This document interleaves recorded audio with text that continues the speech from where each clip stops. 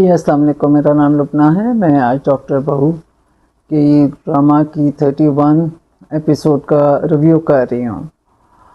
میں نے پہلے بھی کہا تھا کہ اگر 25 جب ایپیسوڈز ہوتی ہیں تو وہاں تک ڈرامے کی سٹوری میں بڑی جان ہوتی ہے، اس کے بعد تو یہ صرف ڈریگ ہی کر رہے ہوتے ہیں.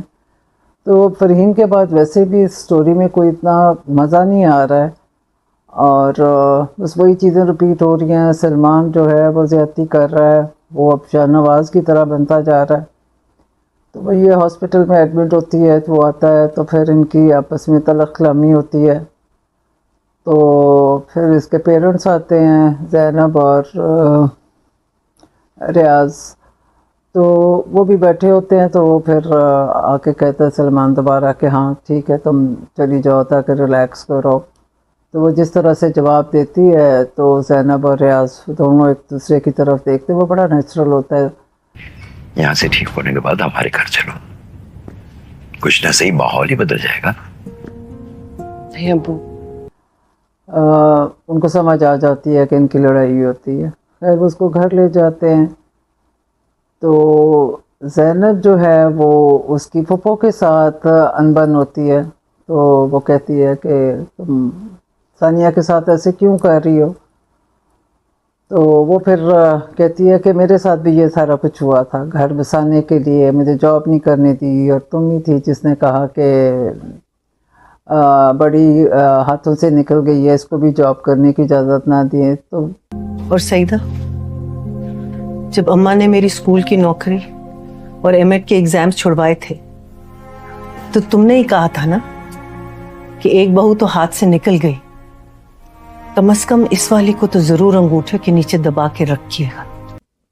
پھر وہ پھپھو خیر سمجھاتی ہے، کہتی ہے کہ وہ پرانا زمانہ تھا کہ پرانی نسل نے گھر بنانے کی ذمہ داری جو ہمارے کندھوں پہ رکھی تھی، مجھے لگتا ہے ہمیں اپنی بیٹیوں کو اس بوجھ سے آزاد کر دینا چاہیے. اب ویسے زمانہ کافی چینج ہو گیا، مائیں اس طرح سے نہیں ہے کہ بچیوں کو فورس کریں، اور سپورٹ کرتی ہیں لیکن بعض دفعہ میرا خیال ہے غلط بھی سپورٹ کرتی ہیں.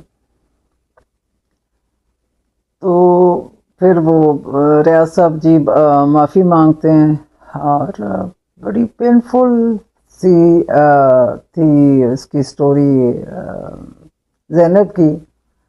تو وہ ہر عورت کی ہے، کہیں نہ کہیں میزریبل لائف گزاری ہوتی ہے. اور باقی یہ ہوتا ہے، پہلے بھی ایسے ہوتے تھیں، ساسیں جو ہیں ان کی ساسوں نے سختی کی ہوتی، وہ پھر ایک سخت ساس بنتی تھیں.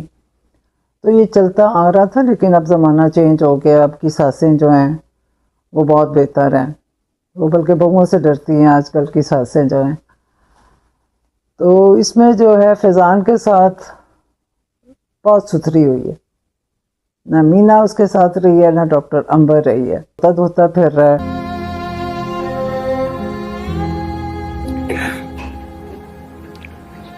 تو ڈاکٹر امبر کو مینا کی باتیں یاد آ رہی ہیں کہ اس نے کہا تھا ایک بندے کے پیچھے کتنا پھروگی.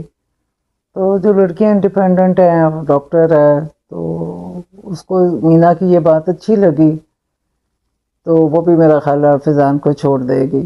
اس کے بعد مینا کا دکھایا ہے کہ اپنے پرانے سرونٹ کے ساتھ کھڑی ہے، بات کر رہی ہے. تو وہ بھی ایک اچھا گیسچر تھا کہ اس نے نوکر کا فیملی ممبر کی طرح ہوتے ہیں تو اس کو تھینک یو بولا کہ جو کچھ بھی تھا میں نے تمہارے سے سیکھا. تو اب یہ ہے کہ اس کو جتنا مرضی بڑھاتے جائیں تو بڑھتی جائے گی. ہاں ڈاکٹر جو ہے سعد، وہ اس کا شروع میں تھا کہ وہ لگ رہا تھا کہ بڑا خروٹ سا ہے اور روٹ سا آدمی ہے اور شاہ نواز کی ہر بات مانتا ہے. لیکن پھر جب ثانیہ کی بہن کے ساتھ شادی ہوتی ہے اس کے بعد اس کا لگتا ہے کہ نہیں اچھی نیچر کا ہے. اب ایگزیکٹلی ثانیہ والی سچویشن اس کی آ گئی ہے، تو اب وہ شاہ نواز کو منہ پہ سارا کچھ کہہ دیتا ہے. خیر وہ اس کو کہتے ریزائن کرو. اب فیملی کو پتہ چلے گا، اب زینب کو پتہ چلے گا کہ میری بیٹی ٹھیک تھی. تو اب ڈاکٹر صاحب جو ہے وہ بھی میرا خیال ہے کوئی کیس کرے گا اس کے اوپر کہ کرپشن ہو رہی ہے. تو فیضان کی تو مجھے لگتا ہے سٹوری ختم ہے، ابھی ثانیہ سلمان کی چلے گی، اور شاہ نواز کا جو بھی اینڈ انہوں نے دکھانا ہے وہ ہوگا. تو اینڈ تو نظر ہی آ رہا ہے برا ہی ہوگا جو اس نے کیا ہے. تو اب سارے آہستہ آہستہ اس کو چھوڑ جائیں گے، ڈاکٹر ہاسپٹل سے اس نے چھوڑ دیا ہے. सानिया बहू नहीं जॉब कर रही है और करप्शन के केस में पकड़ा जाएगा। तो अब जो है अगली एपिसोड होगी, फिर मैं उसका रिव्यू करूँगी। तो प्लीज़ मेरा चैनल जो है सब्सक्राइब करें, लाइक करें, शेयर करें। अल्लाह हाफ़िज़।